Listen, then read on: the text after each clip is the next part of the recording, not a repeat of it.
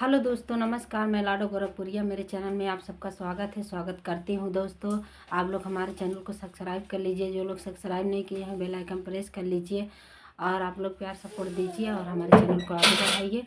और एक छोटा सा कथा शिव चर्चा का कहने जा रही हूँ, उसको जो अच्छा लगे तो कमेंट करके ज़रूर बताइएगा। मैं ऐसे कथा रोज़ लाता रहूँगा आप लोगों के बीच। एक समय की बात है कि यादव जी रहते थे। यादव जी के परिवार में उनकी पत्नी और उनके बेटे तीनों लोग मिलकर रहते थे और तीनों लोग बहुत भोलेनाथ का पूजा करते थे, बहुत मन से पूजा करते थे। अचानक उनकी तबीयत खराब हो गई।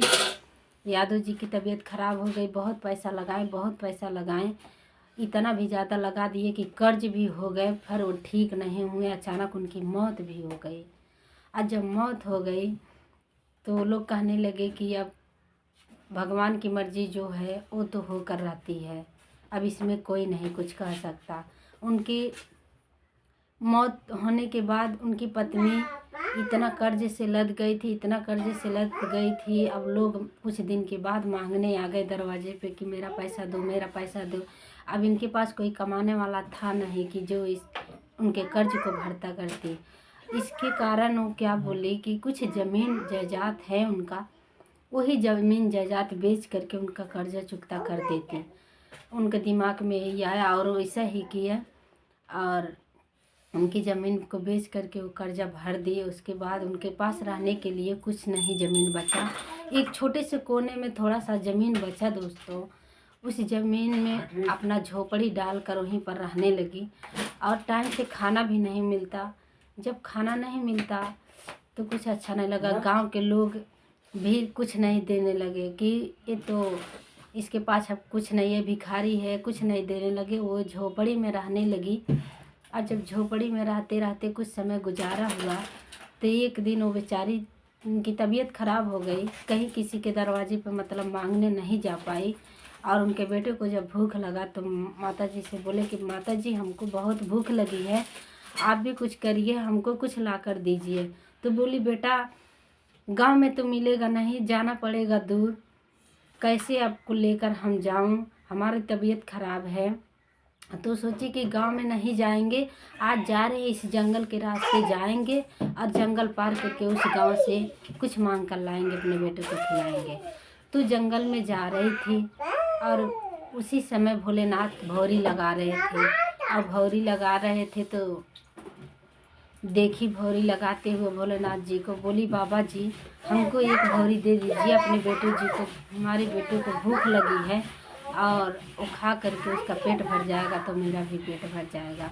बाबा भोलेनाथ बोले कि ठीक है बेटी तुम बैठो, अभी हम भौरी दे देते हैं। उसमें से 2 भौरी भोलेनाथ जी दिए, बोले कि एक तुम खा लेना, एक तुम्हारे बेटे के लिए है। और दोस्तों अब क्या बताएं, जब वो वहाँ से 2 भौरी लेकर आई तो एक बेटे को दी, एक अपने खाई और खा करके सो गए दोनों लोग। और उसके बाद जब अगला दिन आया तो बेटा ने बोला कि माता जी उसी बाबा से जाइए, फिर जंगल में भौरी मांग लेती तो हमारा पेट फिर भर जाता। और वो फिर माता जी उनकी बात सुनकर चली गई। फिर उसी समय भोलेनाथ जी वहाँ पे भौरी लगा रहे थे और जब वहाँ पहुँची तो बोली बाबा जी जैसे कल आप भौरी दिए थे हमको 2, आज भी दे दीजिए, हमारा भी पेट भर जाएगा, मेरे बेटे का भी भर जाएगा। बाबा भोलेनाथ बोले बेटी बैठो, अभी हम तुमको देते हैं। बाबा भोलेनाथ उसमें से 4 भौरी दिए और 4 भौरी दे करके बोले बेटी एक तुम खा लेना, एक अपने बेटे को दे देना और 2 भौरी अपने अचरा के गोंद में बांध करके लेकर जाओ और जहाँ तुम रहना चाहती हो, जहाँ तुम रहने के लिए अच्छा लगता है, वहीं ज़मीन खोद कर तुम गाड़ देना। तो बोली कि ठीक है बाबा।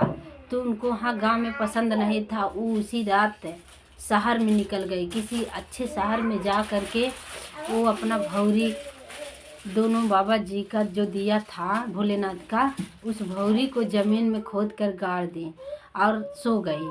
और जब सो गई तो सुबह उठी, देखी कि महल बना पड़ा है और बेटा उनका बिस्तर पे सोया पड़ा है। तो बोला कि हमारी माता जी कोई गलत काम जरूर की हैं, बेटे के मन में गलत भावना आने लगी दोस्तों, इतना गलत भावना आने लगी कि अपने माँ को गलत सोचने लगा कि जो बुढ़वा से भौरी मांगने गई थी हमारी माता जी, उसी ने इनके साथ कोई गलत किया और गलत ही व्यवहार समझने लगा दोस्तों। अपने माँ से बोलना बंद कर दिया और सब कुछ भी बोलना चालना सब कुछ बंद कर दिया। उसको ये लगा कि मेरी माँ बहुत गलत है। जब माँ को गलत समझने लगा तो ये बोली कि अब मैं क्या करूँ। रोज़ बेचारी शिव चर्चा में जाने लगी, शिव चर्चा में जाने लगी और लोग बोले कि बेटा सयान हो गया, अपने बेटी का शादी कर दो। जब बेटे की शादी कर दी तो बेटे ने बारात लेकर जब गया और वहाँ से जब लड़की का विदाई होता है दोस्तों, जब लड़की का विदाई होने लगा तो अपने पत्नी से बोला, देखो हम तुमको एक बात समझा दे रहे हैं, हमारी बात समझोगी तभी घर चलेगा। तो बोली ठीक है आप बताइए।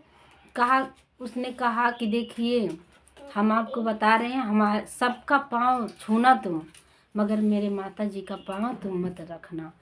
वो बोली क्यों?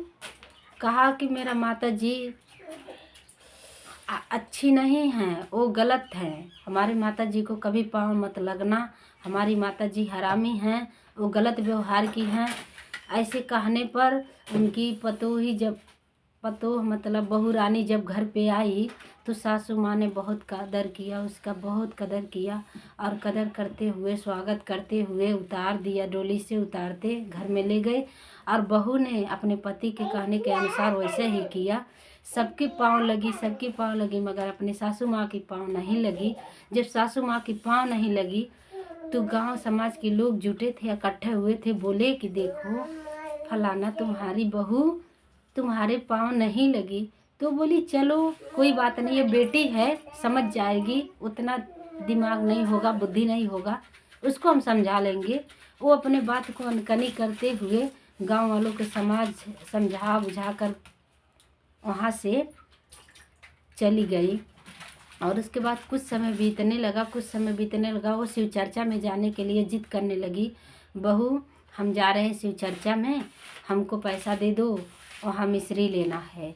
तो बहू डांट कर बोली, देखो तुम चाहे शिव चर्चा में जाओ चाहे मंदिर जाओ, हम तुमको 1 रुपया देने वाले नहीं हैं, क्योंकि जो हमारे पति बोले हैं हम वही करेंगे। हम तुम्हारे कहने के अनुसार तुमको 1 भी रुपया नहीं देंगे, तुमको 1 भी पैसा नहीं देंगे। फिर सासू माँ रोते हुए शिव चर्चा में चली गई। शिव चर्चा में जब चली गई तो वहाँ के लोग पूछने लगे, गुरु बहना लोग पूछने लगी कि क्या हुआ बहन, आज क्यों इतनी उदास हो, देखो तुम्हारे बेटे ने तुम्हारे साथ ऐसा क्या कर रहा है। वो बोली मेरा बेटा कुछ नहीं कर रहा है, मेरा बेटा अच्छा है, आप लोग मेरे बेटे के बारे में मत बोलिए, वो सब शिव गुरु की महिमा है, शिव गुरु चाहेंगे तो अच्छा हो जाएगा, हम शिव गुरु पर भरोसा रखते हैं। और शिव गुरु के भरोसे पर और प्रसाद लेकर जब घर आई तो अपने बहू को बोली, बेटी ये प्रसाद लो, शिव गुरु का प्रसाद है।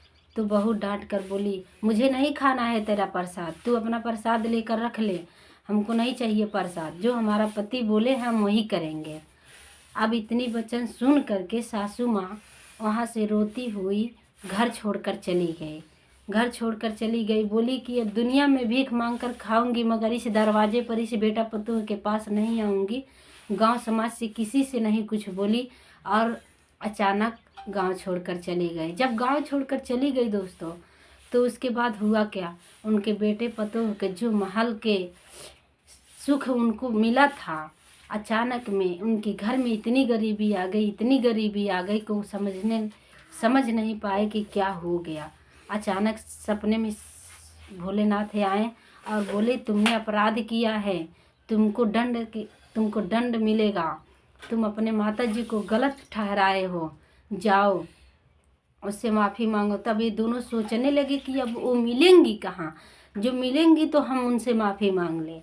अब ये लोग भी इन लोग को भीख मांगने की नौबत आ गई। भीख मांगते खाते जाने लगे और अचानक माता जी की जब नज़र पड़ी, बोली बेटा तुम इस हाल में?